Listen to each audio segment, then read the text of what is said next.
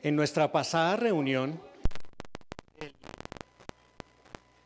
29 de diciembre, estuvimos comenzando un tema que era acerca del afán y la ansiedad. Y quedamos de darle conclusión hoy.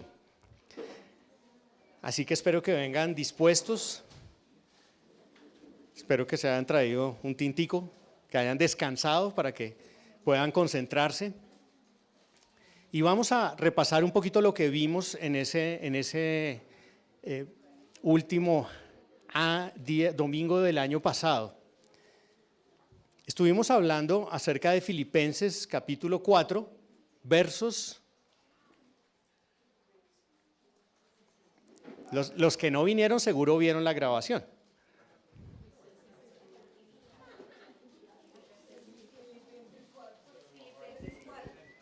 Sí, eso fue lo que estuvimos viendo.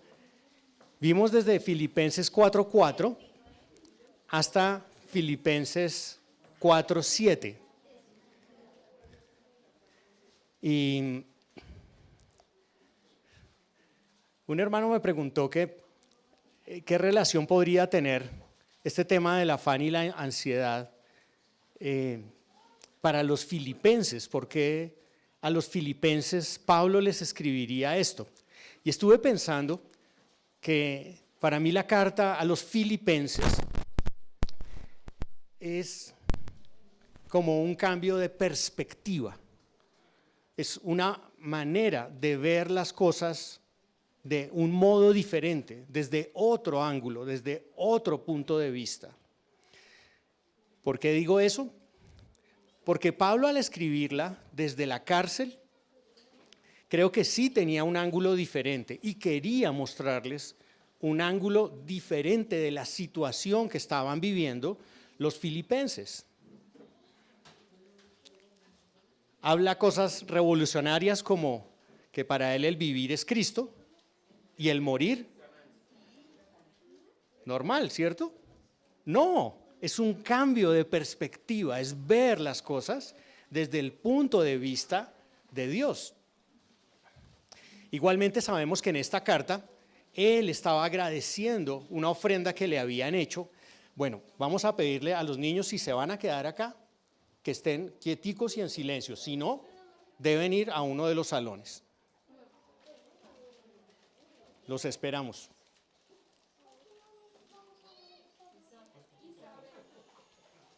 A ver los papás, ¿dónde están?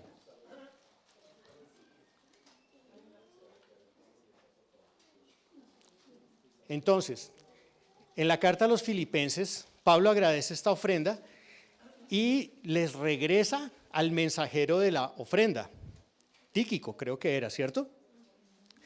Pero va dando vuelcos de perspectivas durante toda la carta, la manera como deben enfrentar a los falsos maestros en el capítulo 3, el asumir el ejemplo de Cristo en el capítulo 2, seguir el mismo ejemplo de Cristo de humildad, quien se hizo hombre.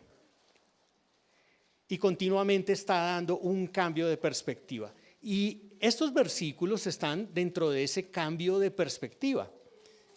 ¿Por qué podrían estar afanados? Probablemente había persecución y muy seguramente habían también, por lo que se lee en la carta, divisiones dentro de la iglesia. Estas cosas podrían traer inquietud en los filipenses. Y de allí fue donde tomamos estos versículos, ¿cierto? Regocíjense en el Señor siempre. Estamos en el 4:4. Otra vez lo diré, regocíjense. La bondad de ustedes sea conocida de todos los hombres. El Señor está cerca. Por nada estén afanosos, antes bien en todo mediante oración y súplica con acción de gracias, sean dadas a conocer sus peticiones delante de Dios, y la paz de Dios, que sobrepasa todo entendimiento, guardará sus corazones y sus mentes en Cristo Jesús. Y a partir de eso dijimos que imitábamos una especie de receta, así como los médicos dan una prohibición, una prescripción y hacen una promesa de mejora, también aquí hay una receta espiritual contra el afán. Eran las 3 P's, ¿las recuerdan? La prohibición, por nada estéis afanosos. La prescripción, ¿cuál es la prescripción? Ir a presentarse en oración por absolutamente todo. Esa es la prescripción. ¿Y cuál es la promesa?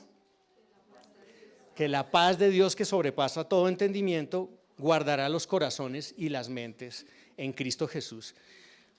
Terminamos el año y comenzamos el año con este tema, porque me parece que al enfrentar un nuevo año necesitamos hacerlo con confianza, con fe en el Señor. Y ese es el propósito, que podamos arrancar bien y mantenernos en ese propósito. No solamente había allí estas 3 P's, sino que luego hay otras 2 P's. Cuando continuamos leyendo en el versículo 8 y en el versículo 9 del capítulo 4 de Filipenses, dice allí: por lo demás, hermanos, todo lo que es verdadero, todo lo digno, todo lo justo, todo lo puro, todo lo amable, todo lo honorable, si hay alguna virtud o algo que merece elogio, en esto, bueno, en mi Biblia dice, en esto mediten, pero seguro que en muchas de sus versiones dice, en esto pensad.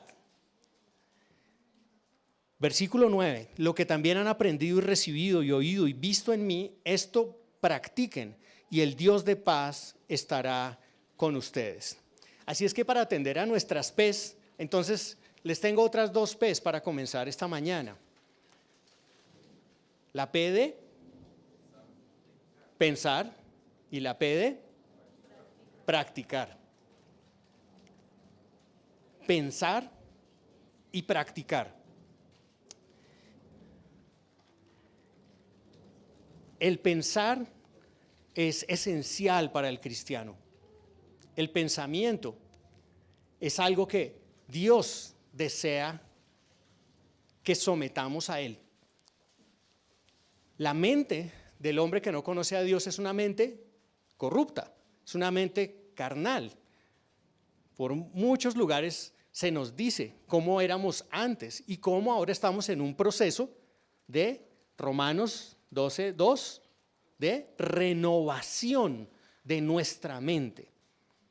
Tenemos que cambiar de pensamientos y hay la necesidad de que aprendamos a pensar más y que nuestros pensamientos nos conduzcan hacia la paz del Señor.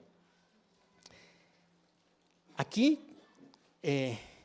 aparecen toda una serie de adjetivos que vamos a enumerar, aunque no nos vamos a centrar en ellos. Dice lo verdadero, según mi versión. ¿Qué es lo verdadero? Lo verdadero es la realidad. Algo que es falso es algo que no es real. Si tiene una copia es porque existe un original. Lo verdadero es todo lo que Dios es y todo lo que Dios dice y todo lo que Dios hace. Eso es lo verdadero. Lo honesto. Esta palabra aquí significa lo que es digno, serio, maduro. Algo que no es tomado superficialmente, sino que tiene una dignidad especial. Lo justo. ¿Qué es lo justo? Es todo lo que es correcto delante de Dios. Es todo aquello también que es admirable. Nombra también lo puro, lo que es moralmente intachable, moralmente perfecto. Ahora, nos dice que pensemos en estas cosas.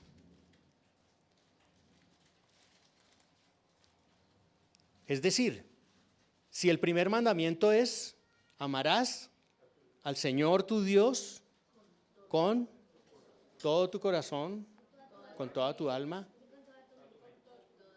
y con toda tu mente. Nuestra mente, para quienes estamos en Cristo y hemos nacido de nuevo, le debe pertenecer al Señor. Debemos adorarlo bajo el control del Espíritu en nuestra mente. Y todo lo que está aquí representado, evidentemente, es nuestro Señor Jesús. Él es todo lo verdadero, Él es la verdad, Él es la justicia, Él es todo lo de buen nombre, todo lo elogiable, todo lo de buena reputación.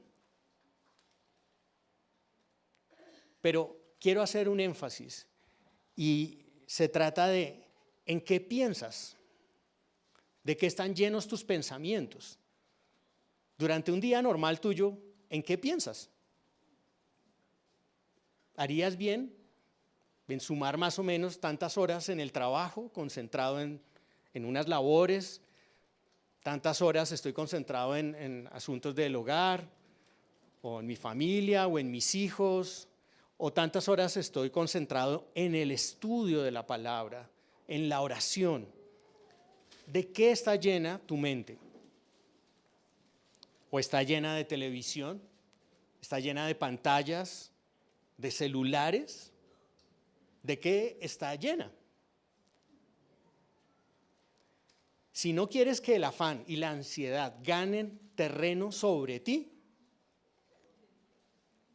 debes pensar en todo lo que significa Dios mismo.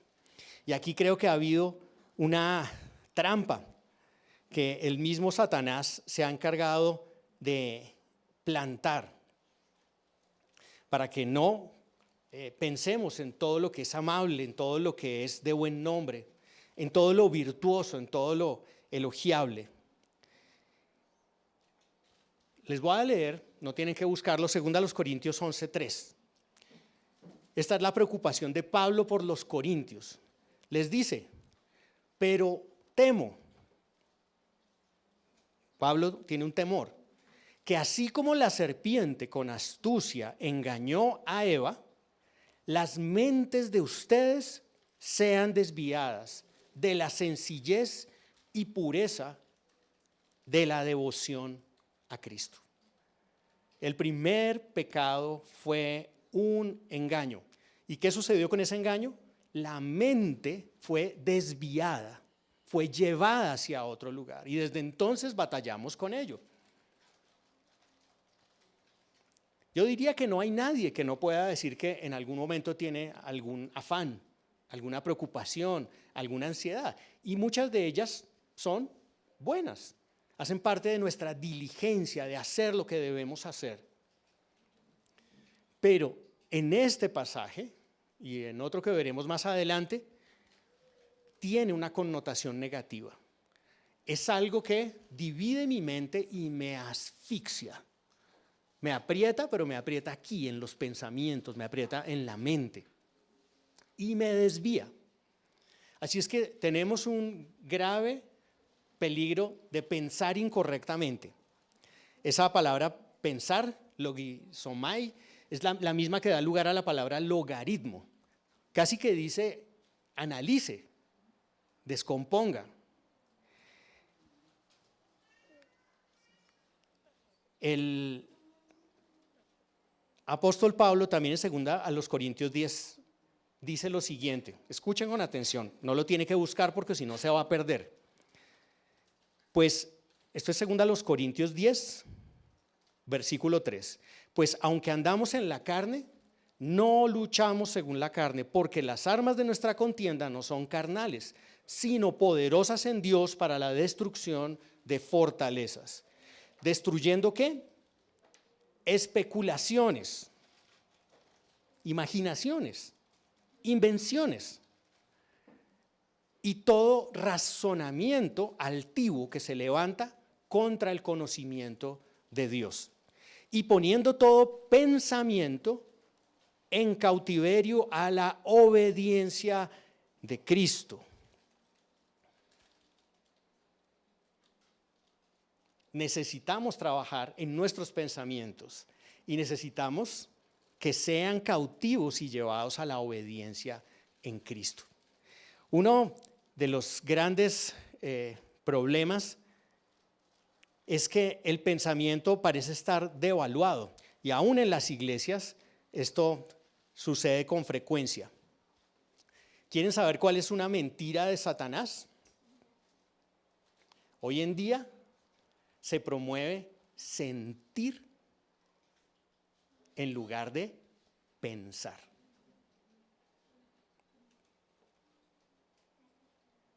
¿Has escuchado eso? Es que como que no siento que deba ser así, como así que no siento. ¿Deben ser nuestras emociones las que conduzcan nuestras acciones? No, pero hoy en día, si te sientes bien, el lema es: si te sientes bien, hazlo. Ah, ¿para ti está bien? Bueno, pues es que no me siento cómodo. Pero ¿qué debemos hacer cuando sentimos algo? Traer los pensamientos cautivos a la obediencia en Cristo. Pensar es argumentar con la palabra de Dios. Por eso debes ser lleno de la palabra, debes ser lleno del Espíritu, porque o si no, no vas a actuar correctamente. Algunos no obedecen, ¿saben por qué? Porque es que no lo siento. No siento que deba hacer esto, no siento que deba hacer lo otro.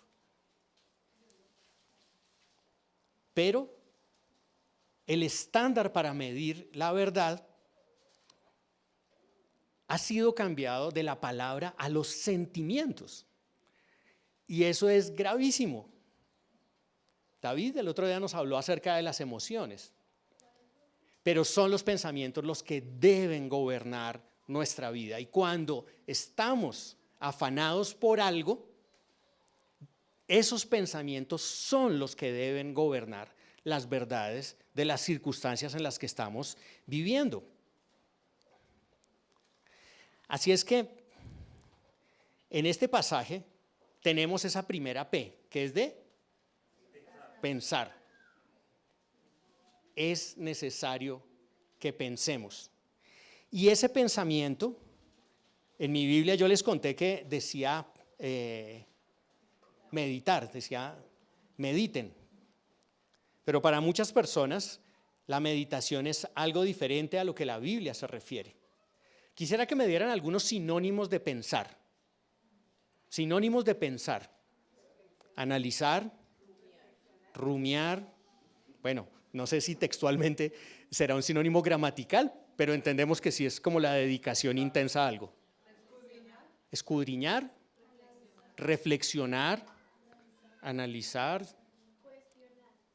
cuestionar, indagar, investigar, conceptuar,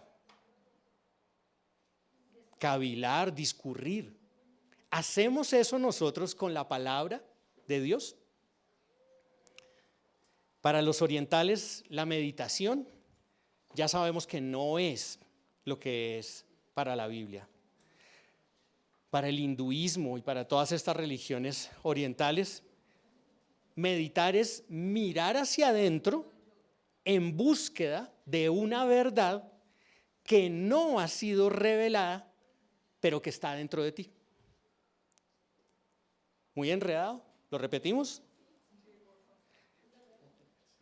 Para ellos meditar es mirar hacia adentro en búsqueda de una verdad que no ha sido revelada y que está supuestamente dentro de ti. Pero para nosotros y para la Biblia, ¿qué significa? Meditar es ir hacia afuera de nosotros mismos. Ir hacia afuera, no hacia adentro, no para descubrir una verdad, O sea, no la tengo que buscar, sino para entender una verdad que ya ha sido revelada. Es totalmente diferente y totalmente opuesto. Una verdad que ha sido revelada por otro que no soy yo, sino que es Dios. Es su palabra, es su revelación. Y eso solo es posible por el Espíritu, no por mis propios medios. Sabemos que es en Cristo, que apartados de Él nada podemos hacer en realidad, ¿cierto? Que no somos nosotros, sino es Cristo que por su Espíritu está viviendo en nosotros. Pero tenemos que entregarnos a pensar. Ahora, este versículo allí, 9, dice, luego, lo que también han aprendido y recibido y oído y visto en mí, esto practiquen. ¿Qué vamos a practicar? Bueno, Pablo dice, vean mi ejemplo, oigan mis enseñanzas y todo lo que hayan visto bueno en mí, traten de seguir ese ejemplo. Pero la verdad es que la práctica va a depender de nuestros pensamientos. Nuestros pensamientos van a originar nuestras decisiones, nuestras acciones y todo lo que hacemos. ¿Se ha puesto a pensar en por qué hace lo que hace? Es porque está pensando lo que piensa. El resultado de pensar en Dios y en todo lo que Él significa, en su palabra, en el mismo Jesús, debe dar una práctica, una aplicación que refleje aquello que hay en mis pensamientos.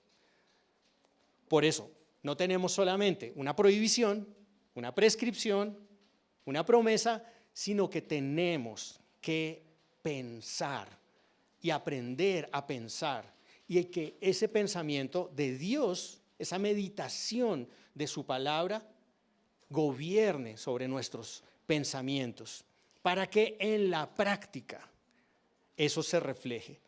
Termina diciendo este pasaje que ¿cuál será el resultado? Versículo 9.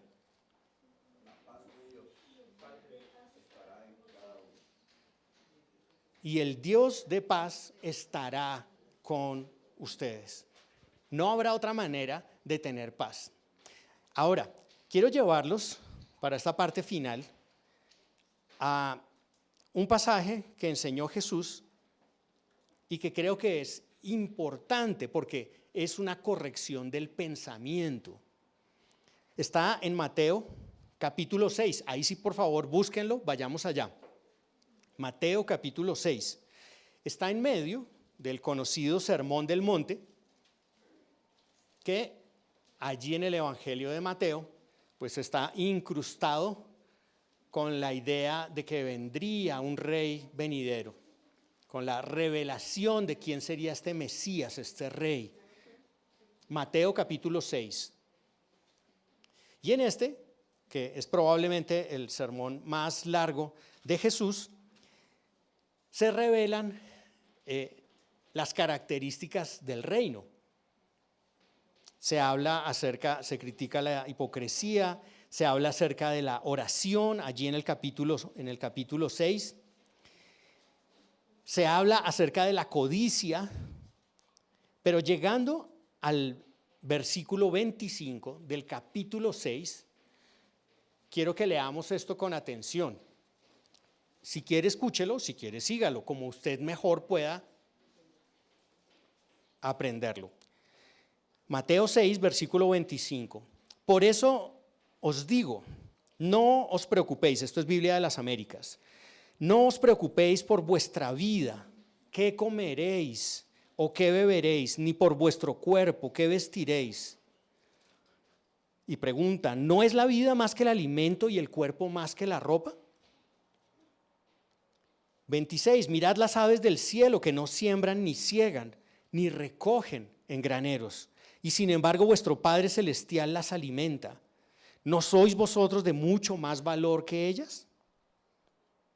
¿Y quién de vosotros, por ansioso que esté, puede añadir 1 hora al curso de su vida?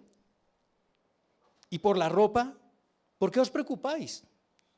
Observad cómo crecen los lirios del campo, no trabajan ni hilan. Pero os digo que ni Salomón en toda su gloria se vistió como uno de estos. Y si Dios viste así la hierba del campo, que hoy es y mañana es echada al horno, ¿no hará mucho más por vosotros, hombres de poca fe? Por tanto, no os preocupéis diciendo, ¿qué comeremos? ¿O qué beberemos? ¿O con qué nos vestiremos? Porque los gentiles buscan ansiosamente todas estas cosas, que vuestro Padre Celestial sabe que necesitáis todas estas cosas. Pero buscad primero su reino y su justicia, y todas estas cosas os serán añadidas. Por tanto, no os preocupéis por el día de mañana, porque el día de mañana se cuidará de sí mismo. Bástele a cada día sus propios problemas. Aquí encuentro que Jesús justamente está corrigiendo el asunto del que estamos hablando. Y creo que el punto central sí son los pensamientos erróneos acerca de quién es Dios. Fíjense que cuando leímos ahí en Filipenses, habla de todo aquello en lo que se debe pensar y luego todo aquello que se debe aplicar o practicar. Y eso refleja una fe genuina. Pensamientos correctos dan como resultado una fe correcta, que se refleja en obras correctas. No que las obras vayan a reemplazar la fe, sino que serán la consecuencia de aquello que estamos pensando, aquello que estamos creyendo. Porque para poder creer algo, primero tienes que pensarlo, cavilarlo, meditarlo, entenderlo. Espero que la fe que nosotros tenemos no sea una fe irreflexiva, que sea, como decían antiguamente, la fe del carbonero, la fe de, ¿y usted en qué cree? No, pues en Dios. ¿Y pues en cuál Dios? Pues el Dios de la Biblia. Es decir, no podemos explicar al Dios que conocemos. Acá en este pasaje, Jesús, luego de hablar de la codicia, coordina el tema de la codicia con el tema de la ansiedad. En mi Biblia comienza diciendo el versículo 25, por eso os digo. Creo que en algunas dice por lo tanto, tal vez en la Reina Valera dice por lo tanto. ¿Eso qué quiere decir? En vista de lo que les acabo de decir atrás, les voy a decir ahora esto. Y es que la codicia, el desear cosas, va a producir ansiedad en ustedes. Les dice, aquí en mi Biblia dice, no os preocupéis. En otras dice, no estéis ansiosos o afanados. Por eso digo, no os preocupéis por vuestra vida. ¿Cómo está corrigiendo Jesús los pensamientos erróneos? En primer lugar dice, no se preocupen por vuestra vida, ni por el cuerpo, ni qué van a vestirse. ¿Y qué hace? Cuando usted quiere hacer pensar a alguien, ¿qué hace? Le hace una pregunta. ¿Por qué? Porque usted no le quiere dar la respuesta. Usted quiere que la persona piense y le dé una respuesta. Entonces, ¿qué pregunta Jesús? ¿No es la vida más que el alimento y el cuerpo más que la ropa? ¿Qué contestan? Jesús les pregunta eso, ¿ustedes qué contestan? La vida y el cuerpo. Silencio total. La vida es más, porque la vida es la pureza divina. ¿No es la vida más que el alimento y el cuerpo más que la ropa? La respuesta es sí, la vida es más. El solo vernos a nosotros mismos de pie, mirarnos, mirar a nuestros hijos, mirar la naturaleza, decimos, la vida es algo muy grande. La vida es Cristo, la vida es Dios mismo. ¿no es más grande la vida que Dios nos ha dado que todas las demás cosas que necesitamos? Pero los pensamientos muchas veces son erróneos y eso nos lleva a desconfiar de Dios. Y comienza el afán y la ansiedad. Continúa diciendo allí en el 26, miren lo que utiliza acá. En el 26 en mi Biblia comienza diciendo mirad las aves. Pero más adelante, fíjense en el 28 dice observad los lirios. Miren, observen, como estaba diciendo Arnold, investiguen, cuestionen, piensen.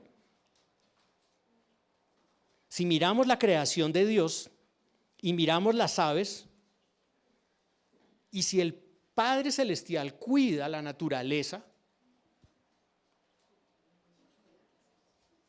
¿no ha de cuidarnos a nosotros? Hoy en día hay un movimiento animalista muy grande, naturalista, que incluso dice que los animales son iguales a nosotros. Esa ha sido una influencia para que baje el nivel de nacimientos y aumente el número de mascotas. Hasta hay algunos que piensan que los animales son mejores que las personas. Pero eso no es lo que dice aquí. Lo que dice acá es que las aves tienen todo provisto. Obviamente tienen que buscar la comida y eso nos da también una lección. Ellas tienen que bajar y escarbar la tierra y sacar los gusanos. Pero en realidad me pregunto, he escuchado mucho que los animales están estresados, sobre todo ahorita en diciembre con eso de la pólvora. Y yo digo, en realidad, ¿será que sí se pueden estresar? Seguramente es posible que les afecte de alguna manera, pero yo leo esto y digo, no puede haber un ave del cielo, no puede haber una paloma con ansiedad, con estrés. No puede ser. Pero el mensaje, ¿cuál es? ¿Qué corrección de pensamiento hay acá? No sois vosotros, otra vez la pregunta, para que piensen. Volvemos a hacer la pregunta, en el versículo 26, ¿no sois vosotros de mucho más valor que ellas?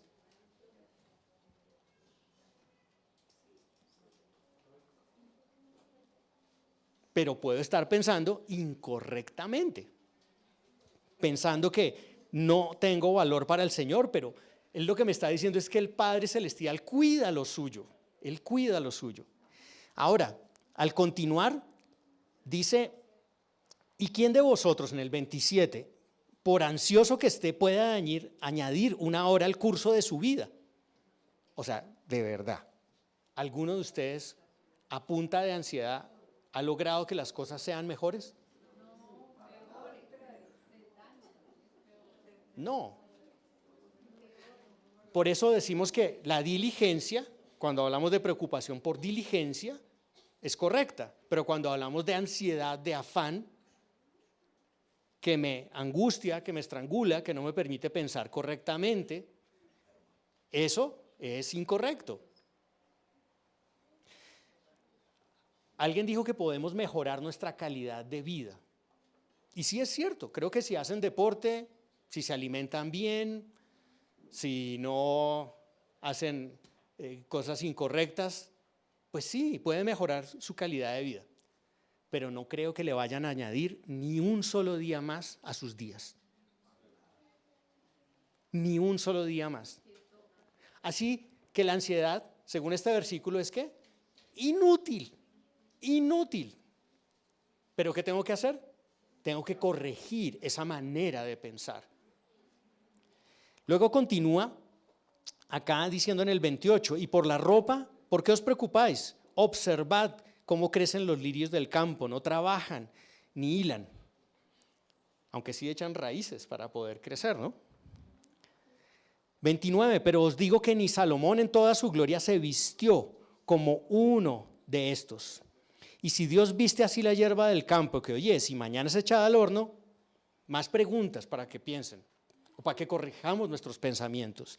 ¿No hará mucho más por vosotros, hombres de poca fe? Y he ahí el punto. He ahí el punto. Somos hombres y mujeres de poca fe. Porque cuando hay ansiedad, eso es lo contrario a fe. Es desconfianza de Dios. Es desconfianza de que Él no puede cuidarme. O es desconfianza de su soberanía cuando sé que tiene el control de todo. Que queremos vivir este año y los años que nos queden llenos de fe, creciendo en fe. Miren que esta expresión, hombres de poca fe, se repite en varios lugares. Cuando más adelante, creo que es en el capítulo 8, se los leo porque lo tengo aquí cerquita. Cuando Jesús calma una tempestad, se desata una tormenta y Él se duerme. Pero cuando esto sucede, vienen sus discípulos: Señor, ¿no ves que estamos pereciendo, nos estamos muriendo? Y Él les dijo, esto es Mateo 8:26, ¿por qué estáis amedrentados, hombres de poca fe? ¿Por qué?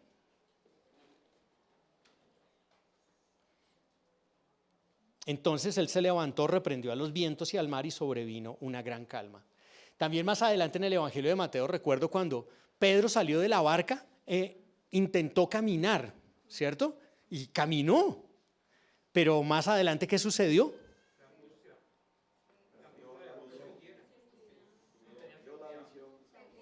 Si no estoy mal, en ese pasaje, 14:31, Mateo 14:31. El Señor Jesús, desde el 29, le dijo: ven, y descendiendo Pedro de la barca, caminó sobre las aguas y fue hacia Jesús. 30. Pero viendo la fuerza del viento, tuvo miedo.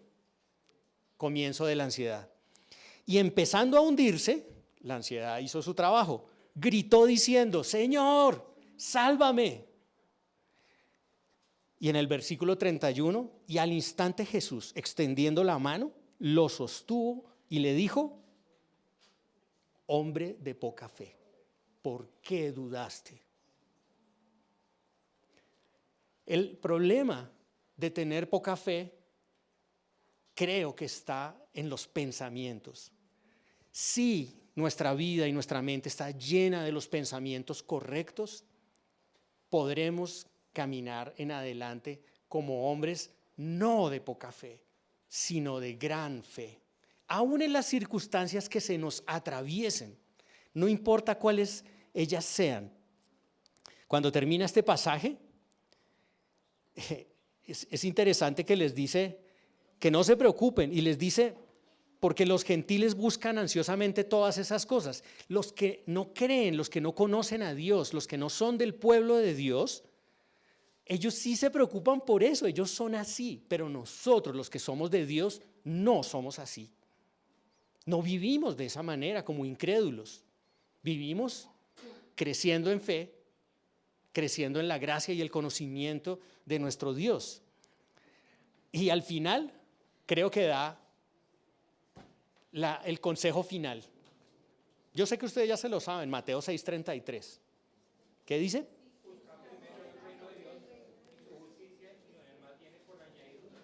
Buscad primeramente el reino de Dios y su justicia, y todas las demás cosas serán añadidas. Podemos tener un problema de ansiedad por no tener prioridades. ¿Qué debe ser lo primero? El reino de Dios y su justicia. Y le quiero desafiar a que durante esta semana piense: ¿cómo aplico yo que primeramente sea el reino de Dios y su justicia, y que las demás cosas lleguen por voluntad de Dios? ¿Cómo ordeno yo mis prioridades? ¿Cómo ordeno mi tiempo? ¿Tengo todo el tiempo dedicado al trabajo? ¿Cómo ordeno yo mi dinero? ¿Saco todo lo de los gastos y al final a Dios lo que le quede? Eso no es buscar primeramente el reino de Dios. paso horas en el celular, pero no exactamente leyendo la Biblia. ¿Dónde están mis prioridades? ¿Por qué no nos congregamos con fidelidad? ¿Por qué? Porque no tenemos prioridades. Otras cosas son más importantes que Dios, que su reino y que su justicia, que es el mismo Jesús. Y que vivir justamente, que esa justicia impartida se vea en nuestras vidas, que la podamos vivir y disfrutar. Creo que la ansiedad viene muchas veces solamente porque no tenemos las prioridades en orden. Busquemos cuáles son nuestras prioridades. Termina diciendo, no se preocupen por el día de mañana. Cada día tiene.